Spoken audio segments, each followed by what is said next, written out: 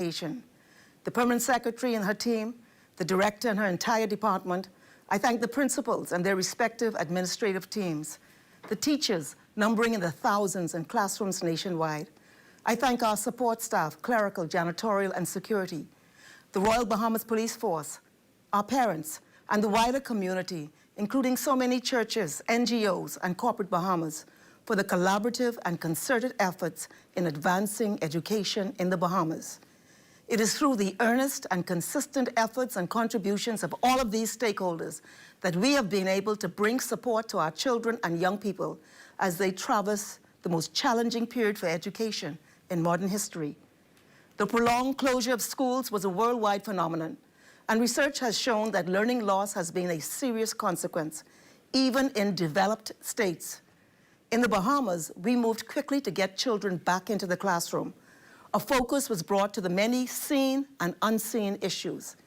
We were proactive in countering the massive fallout of the 2-year closure of schools.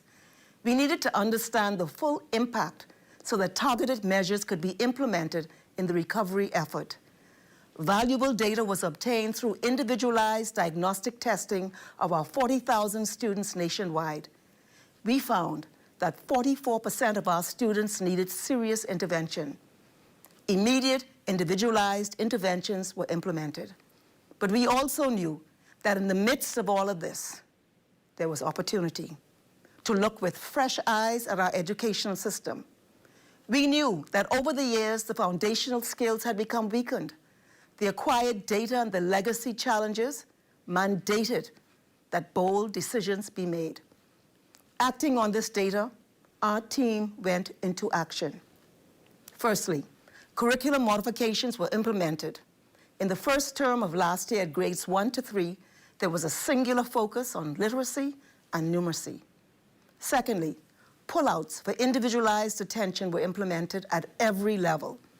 Thirdly, national exams preparation was bolstered by additional classes, virtual refresher classes, and campuses were put in intentional examination mode. Fourthly, to effectively and efficiently achieve the objectives, the ministry underwent a restructuring. We began to see progress. We saw an increase in the overall grade point average in primary schools nationally. BGCSE results improved nationally at a rate of 3.28%. There was a percentage increase in both males and females in A to C passes. Students with 5 or more subjects with C or above increased by 20.04% over 2023. The National High School Diploma saw a measurable increase from 50% to 56%.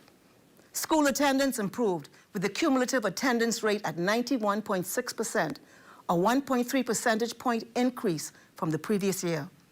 Absenteeism saw a significant decline of 27% in students absent for over half the year, translating to 141 fewer chronic absentees.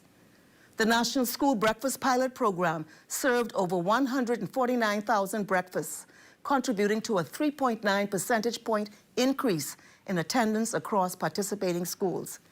This year, the breakfast program will expand to over 12,000 students in the Family Islands in the upcoming school year. The diligence of school attendance officers and the recently established hotline also helped to curb student absenteeism. Report card collection by parents increased to 85%. A parent engagement unit and a portal for parents in the learning management system were established for stronger communication lines between parents and the ministry. Several national PTA meetings were held for enhanced dialogue. My fellow Bahamians, my brothers and sisters, we still have a long way to go, but we are beginning to see positive trends, and it is upon these trends that we will build and capitalize with all our might. When students return tomorrow, our work will continue with even greater intensity and deliberation. We will continue the focus on literacy and numeracy. We will implement more deliberate strategies for critical thinking and screen and place appropriately those children with suspected special needs. We've further expanded access to pre-primary by adding more classroom space and through the public-private partnership. The preschool unit is being restructured for stronger quality assurance. In primary schools, a program successfully piloted last year to promote literacy, critical thinking, and awareness in STEM subjects will be introduced to all primary schools. Academic success coaches will be posted on 15 campuses at primary and secondary levels to give support to children identified as needing support and to liaise with their teachers and parents. These coaches will, with the use of established programs, bring intensive focus on literacy and numeracy. They will track the acceleration and remediation activities with the aim of enhancing student learning outcomes and fostering a solid academic foundation. In the upcoming academic year, our curriculum review will be seen throughout the core subjects. In the social sciences curriculum, our first ever modern Bahamian history text will be introduced. Curriculum innovations include the development and modernization of curricular documents in history, technical and vocational disciplines, computer studies, swimming, health and family life, content, instructional and assessment strategies, and methods will seek to stimulate critical thinking and problem-solving skills. At the heart of what we do is a modern and robust curriculum that provides for personalized and adaptive learning systems. In a thrust to improve performance in mathematics, a math study has been launched and is underway. Students in junior high will continue to access the cluster technical and vocational program, which includes certifications in recycling, small home wiring, carpentry, small engine repair, plumbing, and electronics. And this will, this year, be expanded into primary schools. Technical teachers have been recruited and posted in schools throughout the country, including Abaco, Acklands, Andros, Bimini, Crooked Island, Eleuthera, Exuma, Grand Bahama, Long Island, and New Providence. In the agricultural science curriculum, emphasis is being placed on climate-smart agriculture technology, the proliferation of school-based gardens at the primary level, and fostering awareness of the vital connection between agricultural production and food security and nutrition. In collaboration with the Ministry of Agriculture, shade houses have been provided for farming projects in Family Island schools, 2 last year and this year in 6 additional schools. Ruminant programs will be introduced in schools in New Providence, Grand Bahama, Abaco, and Eleuthera. The construction of the first ever technical and vocational polytechnic for senior high students is underway. This facility, situate on approximately 6 acres, will be the training ground for students in a cross-section of technical skills, including technical drawing, electronics, agricultural science, computer science, pre-engineering, auto mechanics, graphical communications, electrical technology, air conditioning and refrigeration, plumbing, food production and preservation, welding and carpentry, and maritime STCW training. Students will be able to gain accredited certifications for immediate access to the job market with recognized levels of competency. On graduation, job ready. We expect that the first cohort of students will enroll in September 2025.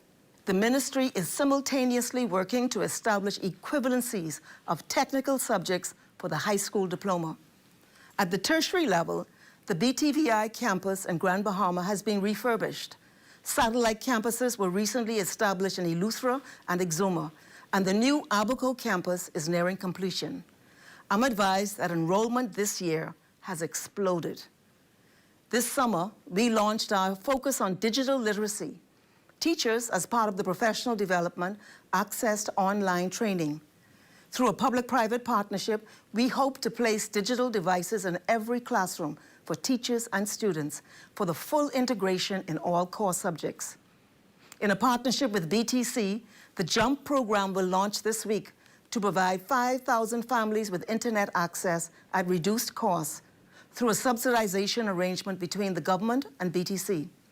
This program will include IT training for the entire family and a free Dell computer for each household.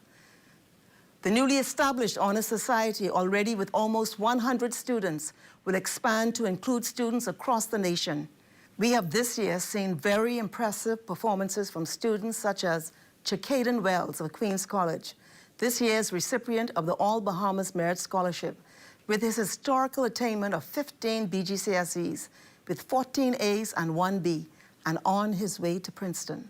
Pablo Smith of Ellen Coakley Senior High, Exuma, a recipient of the National Merit Scholarship, winning a full scholarship to Harvard University. National Merit Scholars Aaliyah Ferguson from South Andros and Azaria Delancey from Jack Haywood High School, also amongst the top performances in the country. And 14-year-old Wes Underwood of Spanish Wells All Age captured the nation's attention with his 10 A's in recent BJC results. This year, the curriculum will see a focus on the creative and performing arts through, among other things, a memorandum of understanding with the Shirley Hall Bass Foundation. To oversee this thrust, a performing arts officer has been appointed in the ministry. The integration of Junkanoo into core subjects has begun at both primary and secondary schools, to be highlighted in particular in the weeks before Junior Junkanoo. The physical education curriculum has been expanded to incorporate swimming at all grade levels. We have received support from the Connery Foundation, the Aquatics Foundation, and this will supplement the program already underway in our partnership with Let's Swim Bahamas, now expanded to 13 primary schools. The Pools in Schools initiative, a public-private partnership with the Fox Foundation and Gaming Operators Association, is in its first phase with 3 swimming pools either now or soon to be constructed at C.A. Dries Junior High, Government High, and T.G. Glover Primary School. Future phases will see expansion into Grand Bahama, Abaco, and Eleuthera. After-school sporting programs will be supported by the steady redevelopment of basketball courts, track and field facilities, and refurbishment of gyms. This year, gyms at the 8 Mile Rock High and the A.F. Adley High Schools and courts at C.C. Sweeting and C.I. Gibson Senior High saw upgrades and tracks being laid out at S.C. McPherson, C.H. Reeves, and Government High. The redevelopment and improvement of our schools is ongoing through the nation. I'm particularly gratified that repair and redevelopment work is virtually completed at Harbor Island Comprehensive School. Tomorrow, students will attend for the first time new schools in Staniel Key Comprehensive in Exuma, McLeanstown Primary in East Grand Bahama. Students in Ragged Island will resume face-to-face instruction for the first time in several years post-Hurricane Irma, and the new school is nearing completion. Plans are well underway for the new school and hurricane shelter in East Grand Bahama in collaboration with the Caribbean Development Bank. I am confident that the Holmes Rock School in Grand Bahama is in the final stage of completion, and the Low Sound School is estimated to be completed by the end of this academic year. Works are soon to begin on the redevelopment of the Emma Cooper Primary School in Eleuthera, with the new schools in Inagua, Cat Island, and Exuma on the agenda still. As it relates to school safety, it is clear that learning can only be accomplished if done in a safe and peaceful environment. SROs have been deployed in all public junior and senior high schools across the nation. These SROs are members of the Royal Bahamas Police Force, specially trained and internationally certified by instructors from the National Association of School Resource Officers. This training has equipped officers to develop successful relationships with diverse students and support students with behavioral challenges. As a result, school safety indicators have shown that school safety has been improved and schools are becoming safer. Statistics from the Royal Bahamas Police Force for the spring 2024 term indicates a 17% reduction in school incidents. But while school violence is declining, there is still lots of work to do. This year, we will begin to deploy SROs to primary schools, as early positive youth intervention is critical to success. My brothers and sisters, in closing, we determined from day one to look at our educational system with honest eyes, and in response, roll up our sleeves and get to work. We did not come to simply describe a problem, but to diligently and earnestly pursue solutions to advance the prospects of our children. We do so because of the meaning of education to one's self-realization, but also because what education means to the qualitative state of our country and our collective future. In this, we cannot and will not compromise. We have a long way to go, but we will not weary, for in due season we will reap if we do not give up. With God's grace and mercy, we are beginning to see light. As the new school year begins, I can assure all students that we are hard at work to give you the education you deserve, an education that will equip you for your future endeavors and guide you to your definition of success for your life. Parents, I look forward to having your support and involvement as we work together to uplift the next generation. And to all teachers, administrators, and staff, know that we will continue to commit ourselves to perpetual improvement, creating more effective learning environments for our students, but also putting in place systems to empower you in your jobs and show you the respect that is due to you as educational professionals, performing what is arguably the most important job in our country. God bless you all as we journey into this next school year, a year that promises optimism and progress as we continue to steer our educational system in the right direction, one day at a time. The proceeding was a back-to-school national address by the Honorable Glenys Hanna Martin, Minister of Education and Technical and Vocational Training.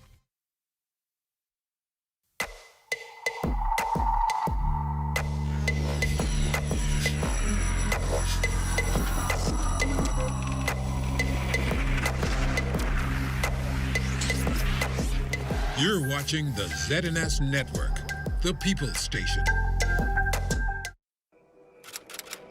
We don't watch as many of those easterly waves coming off the coast of Now Africa. we could potentially see some development here in the next. That's the day it all began.